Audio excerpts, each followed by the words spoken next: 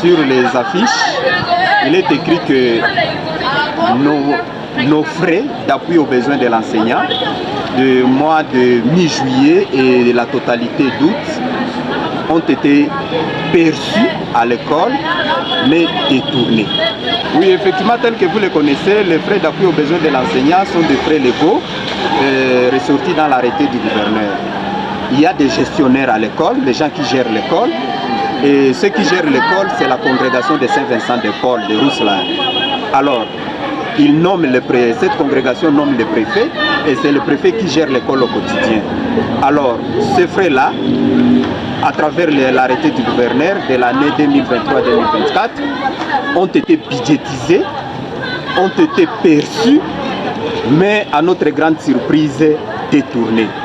Et ça concerne le mi-juillet 2024 et la totalité d'août 2024. Et les enseignants ne jurent que l'obtention de ces frais pour qu'ils reprennent les activités scolaires. Ça fait un bout de temps qu'il y a eu des tractations. Même notre gestionnaire direct a pu mener une enquête financière au niveau de l'école vers le mois d'août. Il y a un rapport. L'inspecteur principal de l'enseignement adjoint était ici, l'INSPOUL était ici, et on a eu beaucoup de tractations, beaucoup de négociations, mais à la fin des comptes, les enseignants ont remarqué que la procédure vraiment est épuisée, ils n'ont pas eu gain de cause, et c'est ainsi que nous passons à ces actions pacifiques pour faire face pour montrer à la face du monde que vraiment les enseignants ont besoin de leurs droits. Celui qui détient notre argent est connu. C'est le gestionnaire au quotidien de l'école, c'est la congrégation de Saint-Vincent de Paul de Rousselin.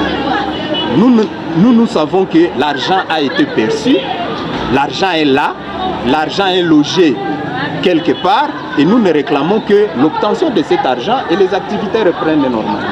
Tous les camarades enseignants, ils disent que si cet argent n'est pas là, il n'y aura pas reprise d'activité au niveau des ciseaux. Cette grève est observée à partir, en fait, ça faisait longtemps qu'on tentait d'arrêter les activités, mais au vu des négociations qui étaient amorcées par notre coordination, par les autorités, alors on donnait quand même un temps pour voir si la situation sera décantée. Mais malheureusement, rien n'a été fait.